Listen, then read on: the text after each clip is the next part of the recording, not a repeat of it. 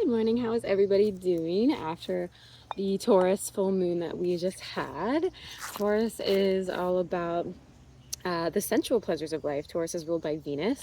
So Taurus really likes to smell the good smells, eat the good foods, just engage all of the senses. Taurus is a very grounded science and earth sign. People will call Taurus stubborn, but they just move at a slower pace and they go at their own, they go with the pleasures that they want because that is what is correct for them. And they also teach us how to slow down and rest and just enjoy life. So I'm going to pull a few cards this morning and just see what sort of messages come out in lieu of the full moon that we just had. And if you know how to look at your astrology chart, you can check which part of your chart you have Taurus in. And that will give you a little bit of an idea of what area of life this moon is affecting you most. If you're unsure, you can reach out to me and I will give you some guidance on that. So the first card I have is the Queen of Pentacles. What a Taurus card. The Queen of Pentacles understands how to yield all of her material resources, and she understands that when she has an abundance of those resources, they can take care of those around her. So the Queen of Pentacles is an invitation to remember that the resources are shared here on this earth, and hoarding them into one space isn't giving back to anyone at all. So it's a reminder of tapping into your generosity, tapping into sharing the things that you have an overflow of, and also being able to receive. Venus is a very receptive energy. She's very feminine. So if you are someone that maybe is lacking more in material resources, can you be comfortable receiving from those who have an overflow? So for myself right now, I am a full-time traveler. So I have 4 bags full of stuff, and that is every single thing that I own on this planet. So I do not have a lot of material resources. I am at the mercy of others to share their abundance of material resources with me, and they always do. I'm so grateful for it.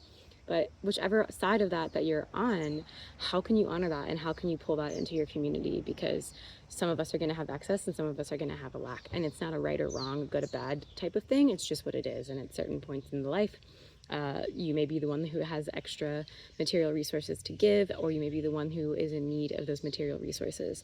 So how can you focus on your community, especially during this time, and share the resources that you have in ways that feel good for you? You know, have boundaries around your resources, but don't be stingy.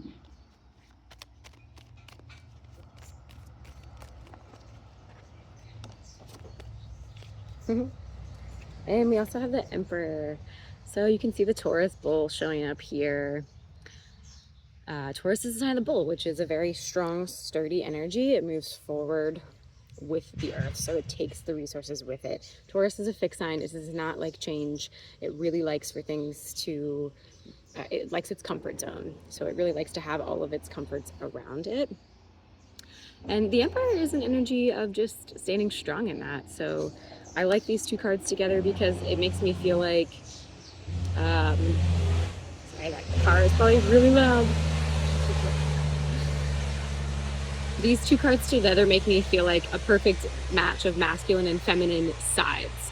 So we have a masculine side of really giving, standing in a strong energy, and being like a very statured, strong, grounded force. And now you don't have to be a male to be in that, and you don't have to be a female to be in this. These are just different viewpoints of looking at masculinity, femininity. Those traits are malleable, right? But this is a very grounded energy through this Taurus moon. So if you are someone who is lacking in resources and are trying to call in more, whether that becomes your personal resource or through another, this is a very positive energy for that as well.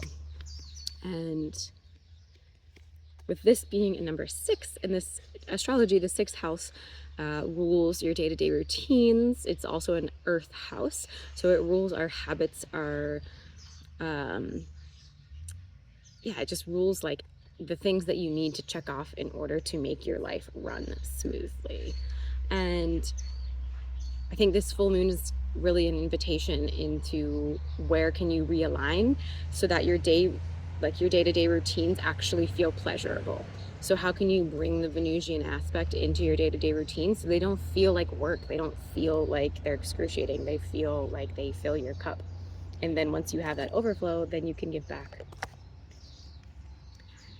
And then we have the sun coming out. So this is like a rebirth energy. This is like kind of almost like a little spring chicken. And it just feels like on the other side of this moon is a light that maybe you haven't seen in a while. And it's a light that has always been inside of you, but it comes out and gets to be expressed through your material world. And I think that this card is really an invitation into a dawning of a new day.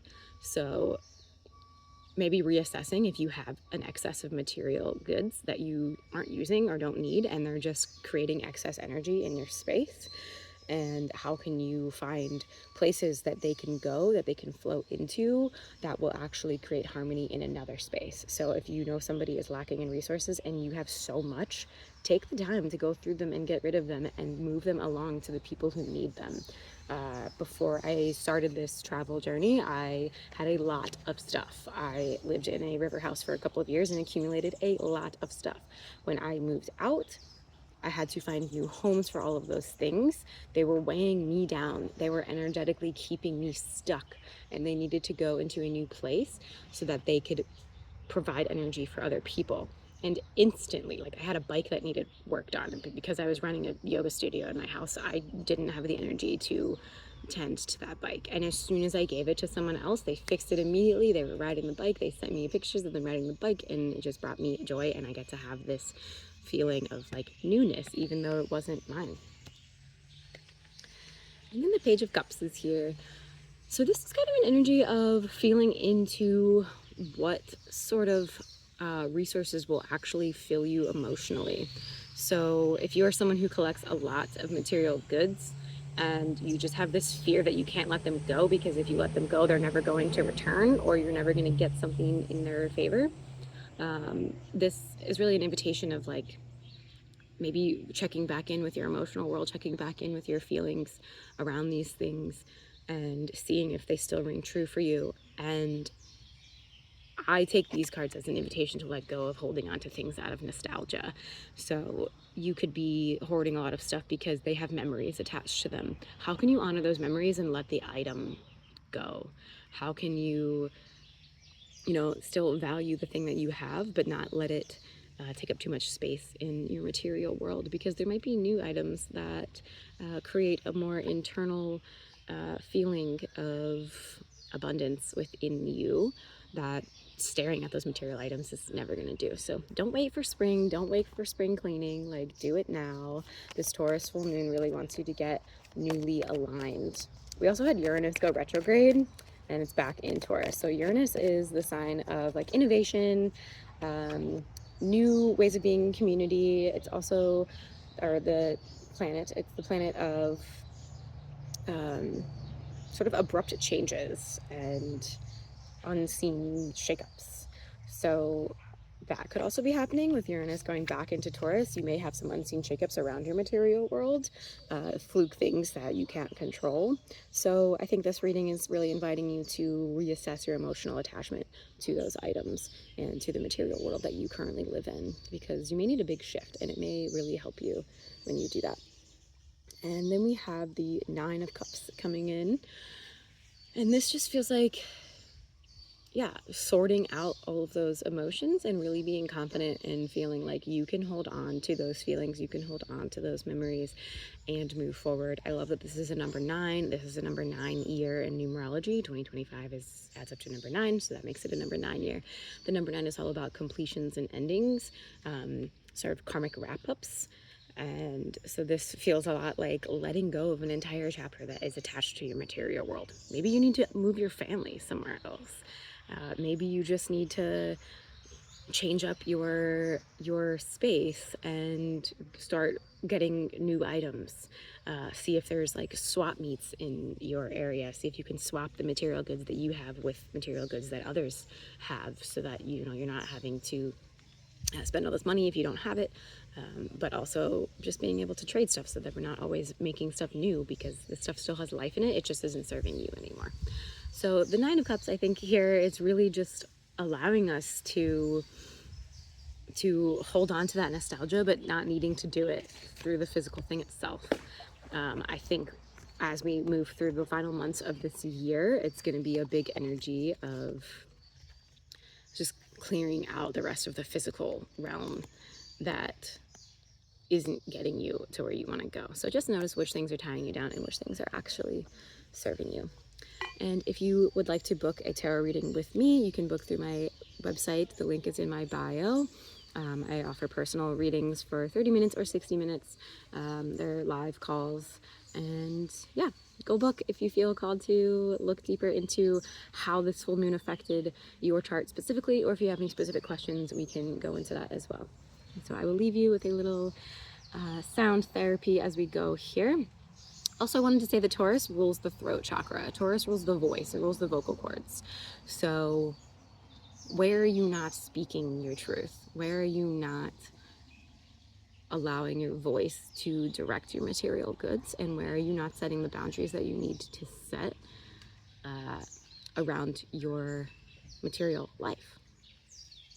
All right. I hope you have a great day, and I will see you later.